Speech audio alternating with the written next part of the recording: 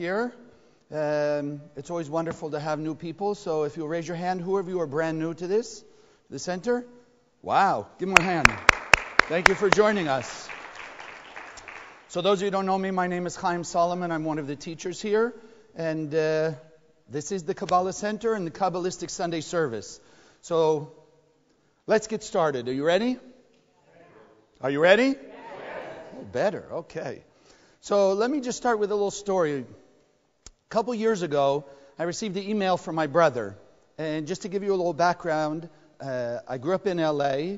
I found the center, which I'm going to tell you a little more later, but I found the center a number of years ago and moved around through the center, and here we find myself and my family in Florida. So I moved out of California in 1988. So I received about 2 years ago, I received a notice in the email from my brother.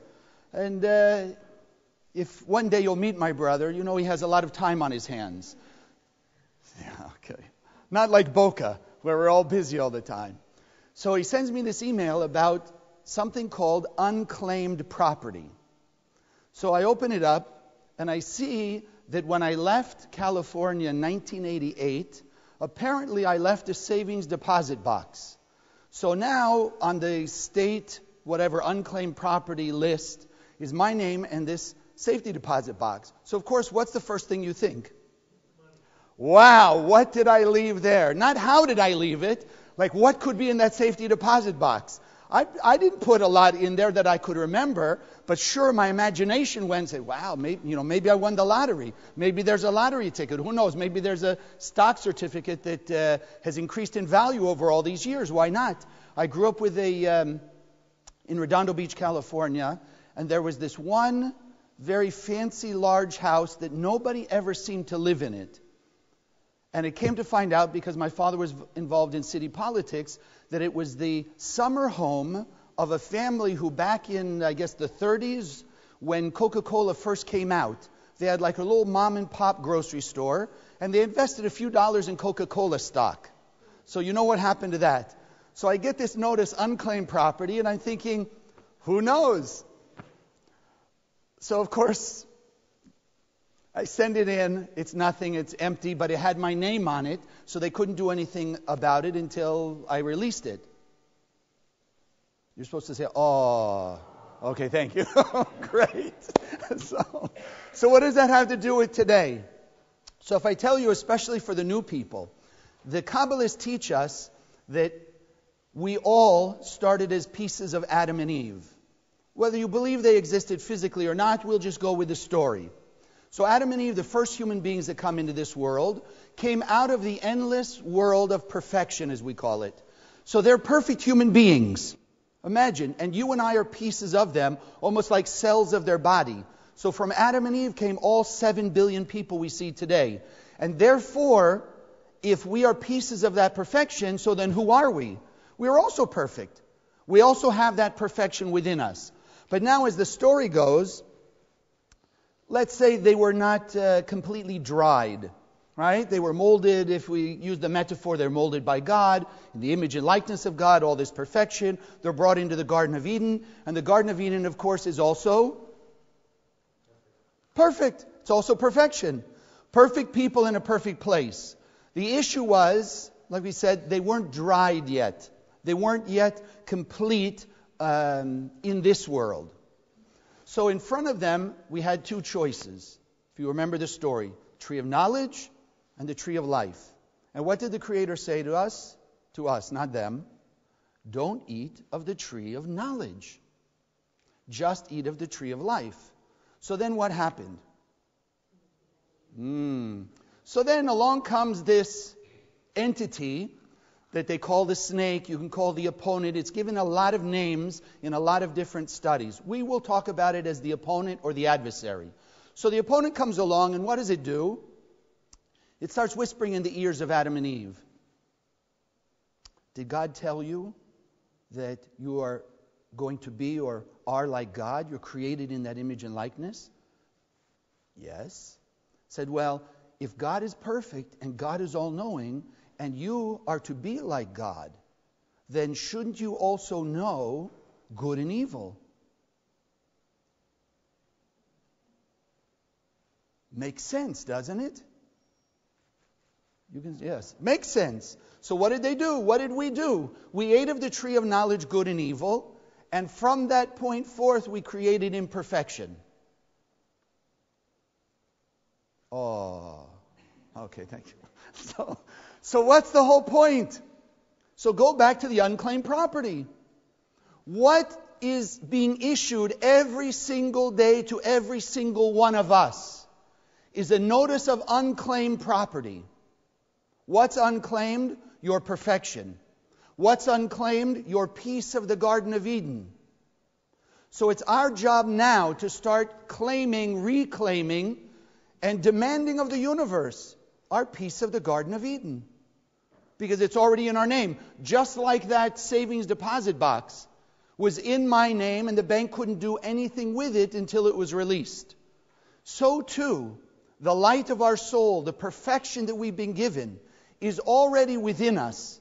It's already there. It's waiting to be reclaimed. Because with our free will, as we did as Adam and Eve, we are able to choose behaving in that perfect way or not behaving in that perfect way.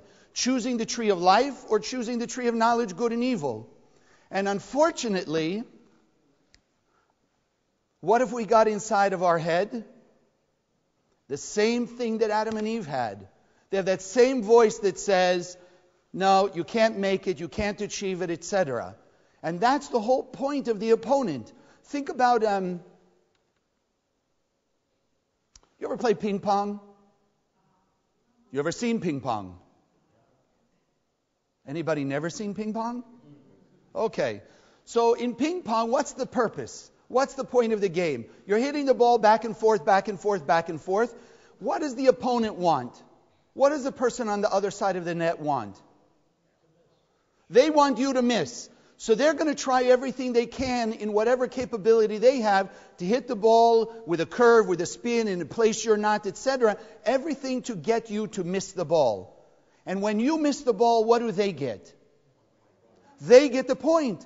So why do you think in the Garden of Eden, this entity called the opponent, the snake, the adversary, why was it tempting Adam and Eve to give in to the tree of knowledge, good and evil? Why didn't it just let them eat of the tree of life and have perfection? Because just like the opponent in ping pong, if you lose the point, the opponent gets the point.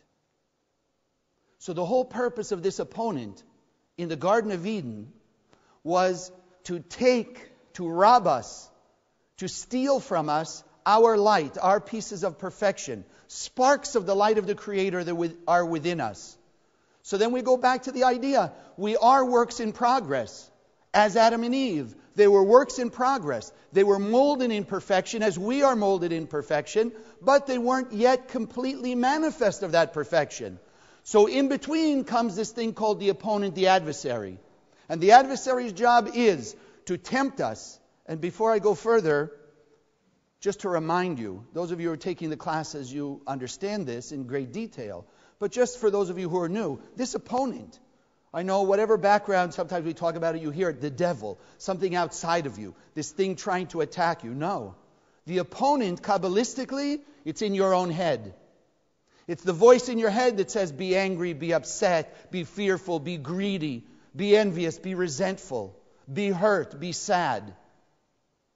It's the voice in our own head. All you have to do is stop and think of the last time you felt a little stress. You remember a little stress? Yeah, coming here in the rain, I get it, okay. You're a little stressed. What's the voice in your head telling you? Don't go eat the chocolate chip cookie, get angry and upset. How dare they speak to you that way? All the things that our thoughts, our influence, our temptation to act in a non-godlike way, and in doing so, give away a piece of your godlike energy, those sparks of the light of the Creator within you. So when you give them away, because of the temptation of this opponent that's in your head, because it's never the outside thing. You can tell me, Chaim, but you don't know what they did to me. You don't know how they acted. You don't know what they said. Doesn't matter. It doesn't matter. It's your choice. You hold the keys. You hold the power of that light, those sparks in your hand. And you can choose to give them or not give them. Just because somebody is behaving in a negative way, and just because you're feeling upset, hurt, sad, fearful, whatever it may be, does not mean that you are forced to give it away. Just because you're feeling upset, hurt, angry, resentful, shame, guilt, ego, doesn't matter. You have the free will to decide, as we did as Adam and Eve. Give our light away to the opponent by giving into the tree of knowledge good and evil. So that means we're recognizing that something's bad. What is the tree of life? To recognize that everything is given to us for our good. So imagine, how do you feel? You ever been in a situation like that? Somebody really pushing your buttons, really trying to get your goat. How do you beat them? Don't give in. The moment you give in, they got you. And they're satisfied. So if you want to play against the opponent in them with the opponent in you, because it's not about them. But how do you overcome your opponent that's saying, don't let them behave that way? Give them what for? Scream and yell. Give away your light. So how do you beat your opponent and help them beat their opponent? Don't give in. Don't give in. Act godlike. Act with kindness, compassion, joy, something. We are all on that journey to reclaim our piece of the Garden of Eden. We are all works in progress, working to manifest that which we were given in the upper worlds and that which we are here in this world to make manifest. Our piece of the Garden of Eden and our perfection. It's waiting for us. It's already there. Just like that safety deposit box. Yeah, okay. Unfortunately, there wasn't anything in the box. But for all those years, from 1988 till probably 2-3 years ago, that box was sitting there waiting for me to claim it. Your light, your perfection, it's sitting inside you waiting for you to claim it. All you have to do is claim it. But what's the problem? So this opponent, this energy inside our head, this temptation, when he robs us of our sparks of light, what does he do with them? He takes them and he takes your light. I just want you to follow this. He takes your light that you've given away and he goes to his bank and he puts it in his bank account. It's your light, it's your blessing, it's your perfection, it's your good, and he's putting it in his bank, holding it and taking advantage of it. What we're learning here in the center, the Kabbalah center, is how to go reclaim and take those sparks of light away from that opponent. Because remember, who does it belong to? It belongs to... Oops. Okay. Maybe I should repeat that. There's that opponent trying to take away something. Okay.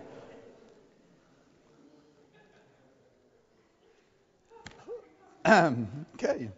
So why are we so concerned? I mean, I lived all those years without that box. And even if there had been something in that box, I lived all those years without it, without needing it. So why don't we just move on and, okay, why not? We'll what do they say, cut our losses. We'll leave it to the opponent and that's that. No. What the Kabbalists teach us, what the wisdom of the Zohar is teaching us, that we've already been giving 100%. It's already inside of us waiting to be manifest. So just like, you ever been to one of these arcades? You ever been to the arcades and you play skeet or you play video games and you get tickets? Right? So you add up the tickets, you collect tickets, and then what do you do with it? Your tickets can then be redeemed for whatever prize they have on the board. So in life, it's a similar idea. How many of you would like to have something better in your life than you have now? Any of you? Something, anything better. So that extra that you want, it's also made up of. It costs a certain amount of sparks of light. Certain amount of energy to make that happen. So just like these games that you save up the tickets to redeem them for whatever prize you want, so too, to have the extra business, protection, peace, love, whatever good blessing you want in life, Whatever you're looking for, there's a cost in terms of light, sparks of light that are necessary for you to have that. So up to a certain point, you can say, okay, I don't care. Maybe I don't remember. It's no big deal what this opponent took away because I have so much more. But at some point, if you think in simple terms, if he took away 60% of your potential and you're now living at 30% of your potential, you may not notice it. But when you start to advance yourself spiritually and now you hit 40%, and you want to get to 45, where's that 5% you're looking for? It's in the bank of the opponent that he robbed from you. Could be years and years ago when you got angry, when you acted with fear, when you acted with ego, when you acted with resentment, etc. When you acted in the tree of knowledge, good and evil behavior, and gave away your sparks of light to that opponent, and he put in his bank account your light, and now you need it. Because you've got to go from 40 to 45. But he's got 60% of your light. So you've got to take it back, 5%. And then when you're at 45 and you want to get to 50, what do you have to do? You have to take back another 5. So you've got to constantly be reclaiming your light, your piece of the Garden of Eden, from his bank account. But whose is it really? And that's important to understand. It doesn't belong to him and you're stealing it back. He stole it from you by making you give it to him by all those negative thoughts in your head. And when you gave it away, all he could do is be a manager of it. He doesn't own it. It's owned by you. Doesn't matter that you gave it away.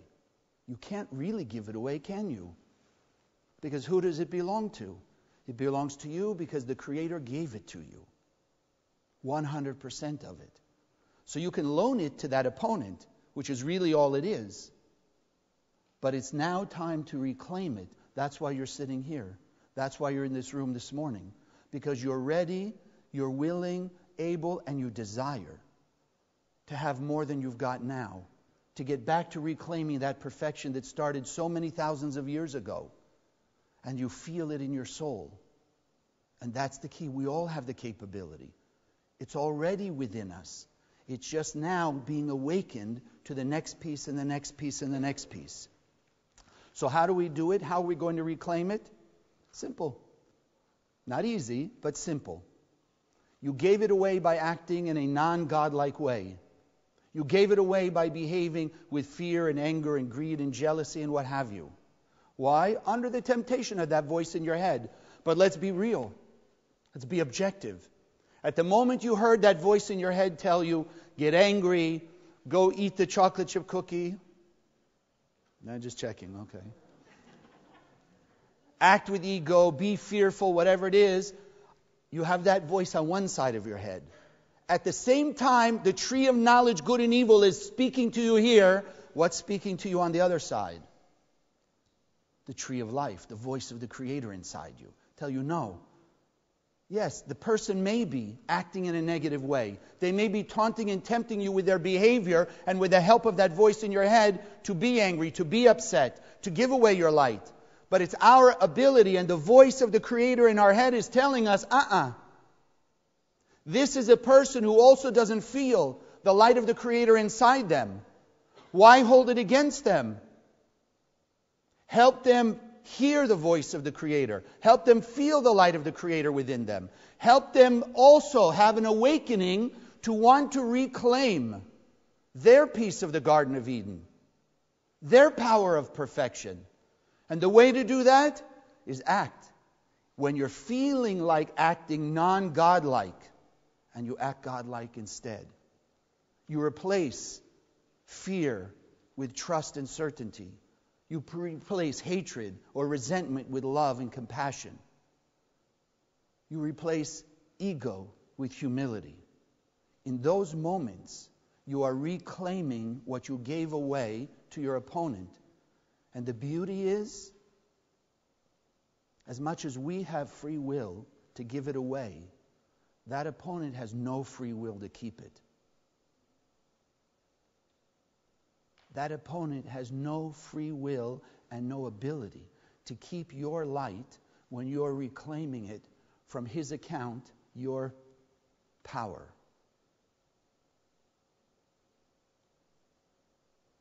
So then the one who decides what you get and how you end up and what goes on in your life is whom? It's you. It's you. It's me. We're the ones.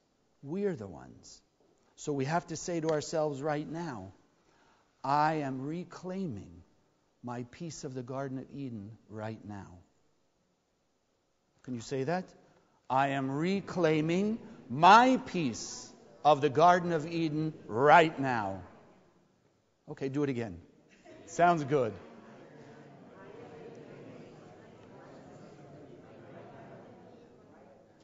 I don't think they heard you down at Powerline. Could you say it again?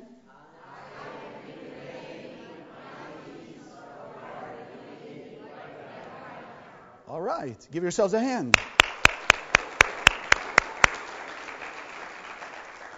So now let me give you a biblical story that kind of shows a little bit of that, and maybe we can relate ourselves into the picture. So many of you have heard the story of Moses, right? Moses. Okay, I'm not so much here to give you the whole biblical story, but just the essence, how it relates with us. So if you remember simply, Moses was the prince of Egypt, right? He came to be basically the Pharaoh's adopted son, the king of Egypt's adopted son. Then some interesting situations happened, and he had to run away. He had to flee for his life. So imagine, he's fleeing for his life. He goes, he settles, he gets married, he has children. He's living probably a relatively decent life. Maybe. What was his potential? He already lived into it. He started it. He tasted it. King of Egypt, prince of Egypt. So we understand he had more potential than what he was living when he was out of Egypt, when he had run away. Ever happened to you? You ever lost anything? Lost a position, lost a relationship, lost something? So you kind of feel, well, but you made up for it. You're living a decent life. Everything's okay. But something's still gnawing at you, right? The voice in your head still gnawing at you. So what happened to Moses? Moses sees the burning bush. The voice of God coming to him. Moses, you can no longer stay where you are. You have to go back and not only be prince of Egypt, but you have to be the leader of all the Israelites, and you have to free them from bondage of Egypt. The burning bush. I guarantee you, if we stopped and asked each one of you, you've all had that burning bush. You've all had the voice of the Creator inside your head, telling you there's so much more you need to achieve. There's so much more you're capable of. There's so much more possibility in your life. You have dreams, you have aspirations, which is at least part of that 100% that you're capable of. But we've settled ourselves for whatever nice life we've been in, up into that point, like Moses when he hears the voice out of the burning bush. And we hear that same voice of the Creator communicating with us. See, there's the voice.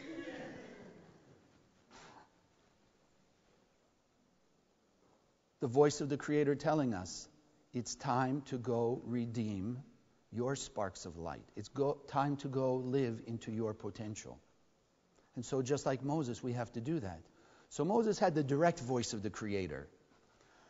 Maybe some of you feel you have that much of a direct voice. But for the moment you don't quite feel that direct voice, that's why the Creator's given us Kabbalah and the Zohar. The technology of the soul to be able to stay in constant contact with the power of the Creator in and around us. That's what it's about. There has to be a methodology. Back to the Garden of Eden, there was a methodology. Tree of knowledge, tree of life. There was the voice of that opponent. There was the voice of the Creator. It's all there. It's all there ready for us to call upon it. So the same thing. That's what we're here to do. We have the power. We have the potential. We just need the technology. Some of you have tried other ways. You've looked for things. You read books, self-help, different books. That's what brought you here. Because everything that you've ever done brought you to this point to be able to achieve all that you were given in the Garden of Eden. All that was there that we just gave away just before it was fully formed within us as our piece of Adam and Eve. And so now we're the same point. We're hearing the calling in our own way. Don't look at anybody else and measure yourself against somebody else. Well, their calling seems to be this, or somebody already achieved it. Who cares? Imagine, go back to Moses. He's sitting in the land, he's got his family, everything's great, he's a shepherd, he's doing whatever it is. Did he look over in Egypt and say, well, why are they getting what they're getting, they're having? No, he didn't. But when the voice called him to become Moses, he followed that voice. When we have that calling, it's important for us also to follow that voice. Because remember, where's the voice coming from? If you only have two voices, you have that one voice of the opponent telling you to lower yourself, reduce your energy, give away your blessings, and just have maybe a decent life, but probably more than often than not, a little bit of misery, a little bit of discomfort, a little bit of not feeling good about everything, a little bit of I wish I had done, I wish I could be, I wish I could do. Well, all those are telling you have the capability.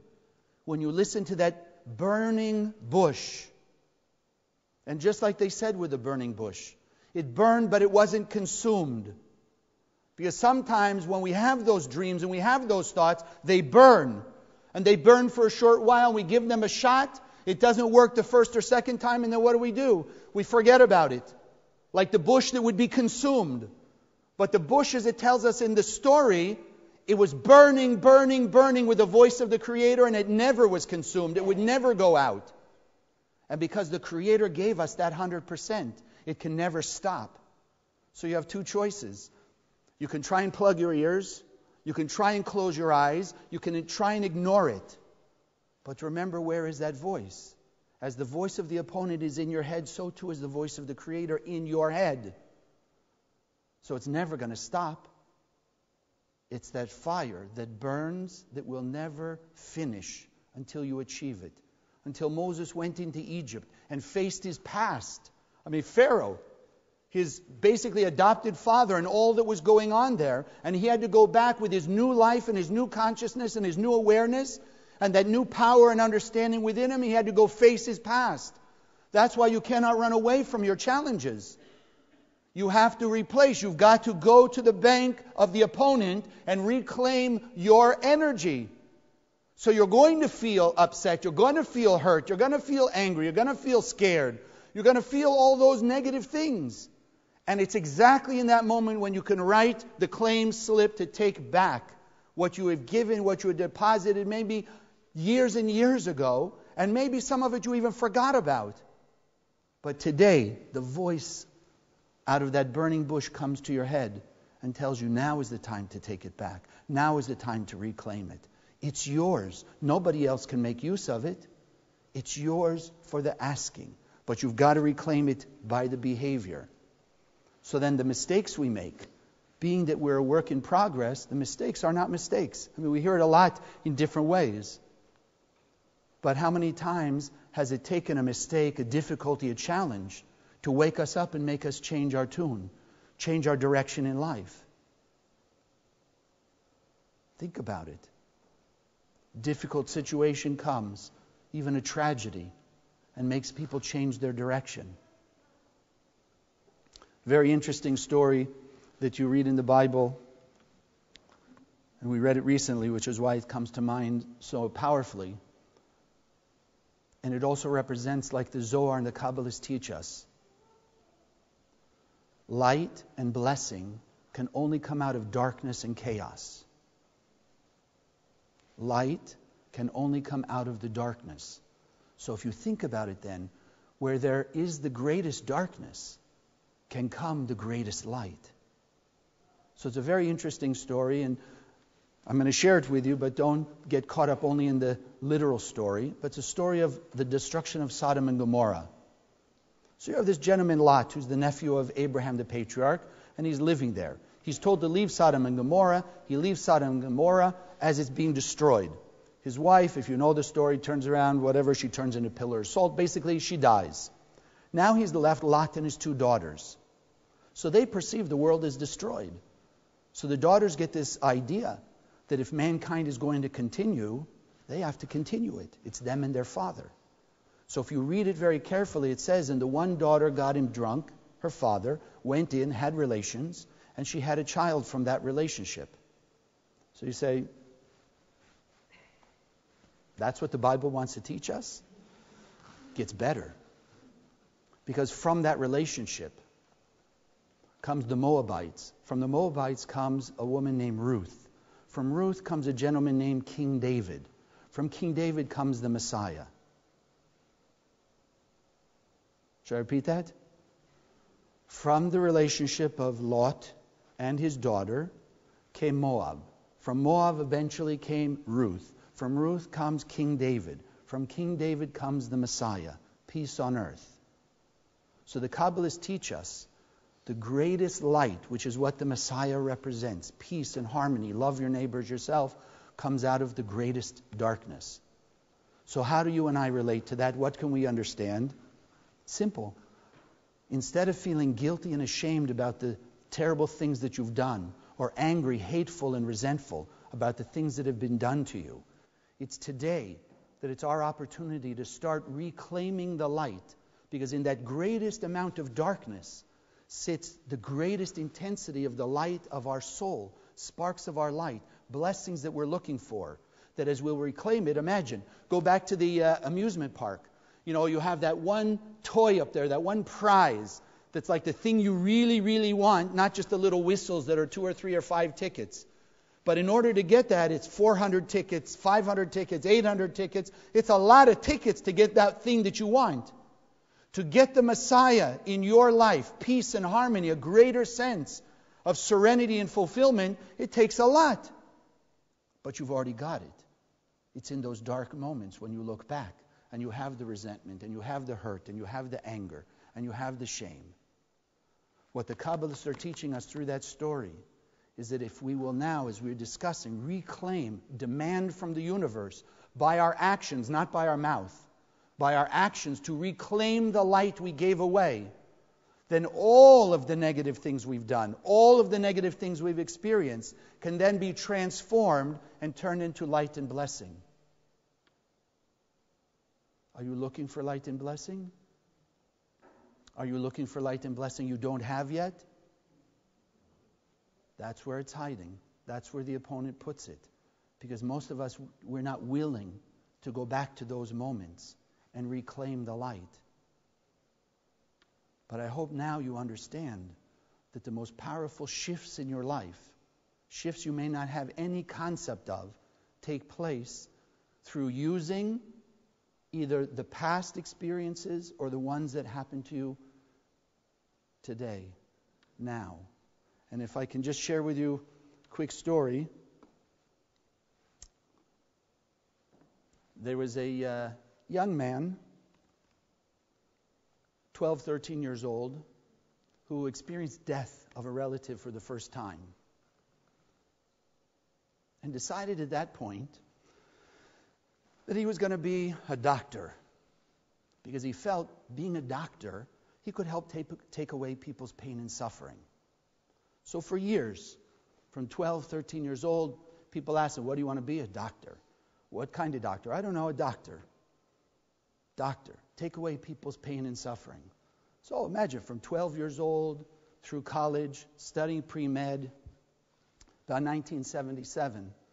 Yes, he'd seen not only the one relative die, the other grandparents pass, a few cousins. 1977, applying to medical school. His mother dies of cancer. It wasn't quick, but it was extremely powerful, because this woman showed the will to live. Because the doctors would tell her, and told the family, it's so far gone, she's got to die this week. And she would live through the week, because relatives had to come from outside the state to come visit, say their goodbyes. People of the community had to come and make their peace, on and on and on. And the doctors would just be frustrated. You know, she can't last another day. She lasts another day. She can't last another day. She lasts another day. Till they finally said, we don't know. She's going to go when she's going to go.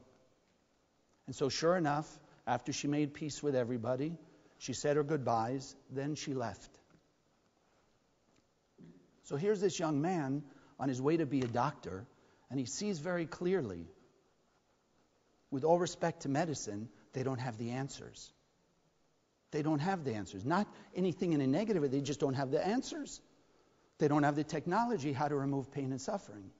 So it was at that moment there was a huge shift in direction for this young man. And he started to study spirituality. Because somehow, like you and I, feel that there's something more to this universe than what we see or experience with our five senses. There's something more out there, and we're capable of more. We all would like to see peace on earth, but sometimes we just allow ourselves to give in to the cynicism of the world. So this young man turned his life towards spirituality, and after a number of years found the Kabbalah Center, and after 20 some odd years is standing in front of you today.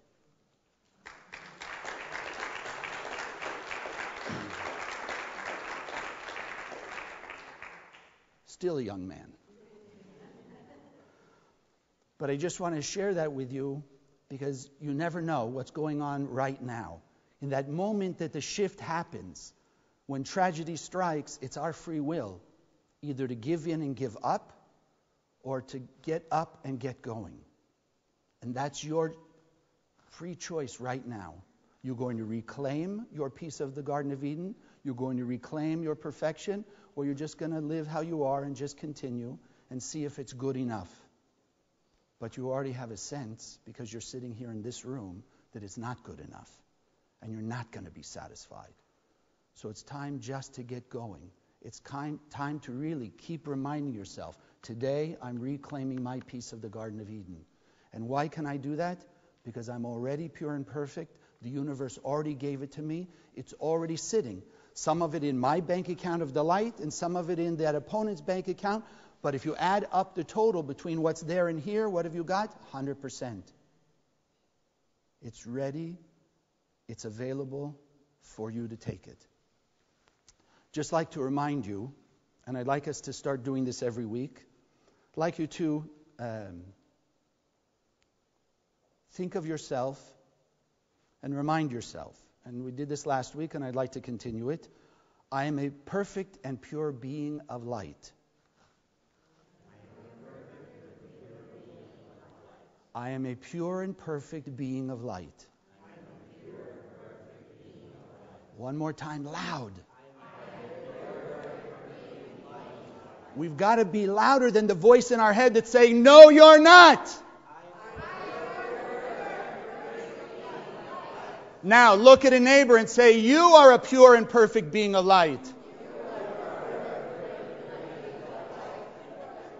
And now it's time to go live that perfection and reclaim your piece of the Garden of Eden. Thank you.